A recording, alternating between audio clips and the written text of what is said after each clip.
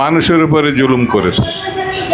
আওয়ামী লীগের সহযোগী জাতীয় পার্টি সেই জুলুমকে সমর্থন জানিয়েছে, তাদের সহযোগীর ভূমিকা পালন করেছে।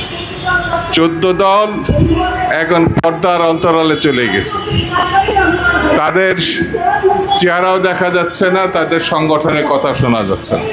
কিন্তু এই আঘাতের মধ্য দিয়ে আমরা এই প্রমাণ পেয়েছি, হাসিনা এবং তার যেসব দোসর তারা এখনো সক্রিয়।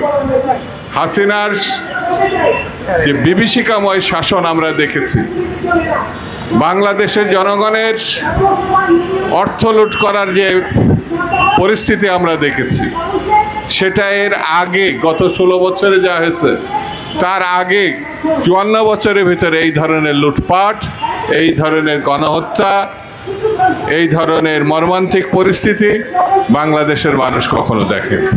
তাদের যারা সমর্থনকারী সহযোগী পার্শ্ববর্তী একটি দেশ, যাকে আমরা মনে করি গণতন্ত্রের হত্যাকারের সবথেকে বড় সহযোগী, তারা গণতন্ত্রের নামে বাংলাদেশে গণতন্ত্র হত্যার উৎসাহিত করেছে, গণতন্ত্রকে কবরস্থ করার উৎসাহিত করেছেন। সেই শক্তিটার নাম হচ্ছে ভারত। আমরা মনে করি এই ভারত প্রতিবেশী দেশ, বন্ধুর ছলে আমাদের সব কিছু, যেমন পানি আমরা সময় মতো পাই না, যখন পানি পাই সেটা তখন বন্যা আকারে দেখা দেয়। কৃষক, শ্রমিক, ক্ষেত খামার, বাড়ি ঘর সব ডুবে যায়। যখন বাঁধ বন্ধ রাখার কথা তখন তারা খুলে দেয়, আর যখন খুলে দেওয়ার কথা তখন তারা এটা বন্ধ রাখে।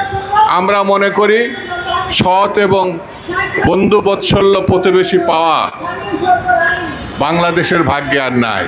এই কারণে নাই, আমাদের 3 দিকের বর্ডার ভারত, আরেক দিকে হচ্ছে বঙ্গোপসাগর। সেই জন্যে ভারতকে বলবো, আমরা আপনার ধ্বংস চাই না, বন্ধু সুলভ আচরণ চাই। আমরা বন্ধু, সৎ প্রতিবেশী সুলভ, আমরা বন্ধুত্ব চাই।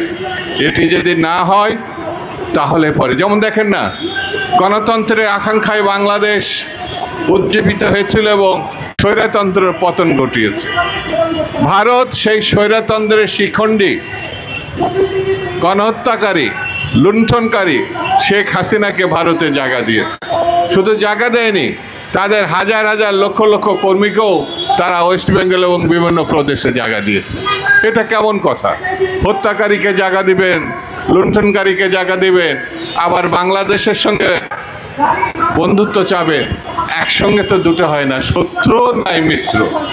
হয় আপনি শত্রু ভূমিকা পালন করেন, তাতে বাংলাদেশের কিচ্ছু যায় আসে না, ক্ষতি হতে পারে, কিন্তু বাংলাদেশ ইতিমধ্যে নিজের পায়ে কিভাবে দাঁড়াতে হয় সেটা গত 1 বছরে দেখে দিয়েছে। শেখ হাসিনা বাংলাদেশকে দাসত্বের আবদ্ধে শৃঙ্খলে বন্দি করেছিল, এখন কিন্তু সে অবস্থায় নেই। দাসত্ব বাংলাদেশে মানুষ কোনো কালে, ব্রিটিশের দাসত্ব, পাকিস্তানের দাসত্বর শৃঙ্খল ছিঁড়ে বাংলাদেশ স্বাধীন করেছিল 71-এর রক্তাক্ত মুক্তিযুদ্ধের মধ্যে দিয়ে। সেই জন্য বন্ধুরা, আমি বেশি কথা বলবো না, শুধু এই কথা বলে যাই, ষড়যন্ত্র চলছে।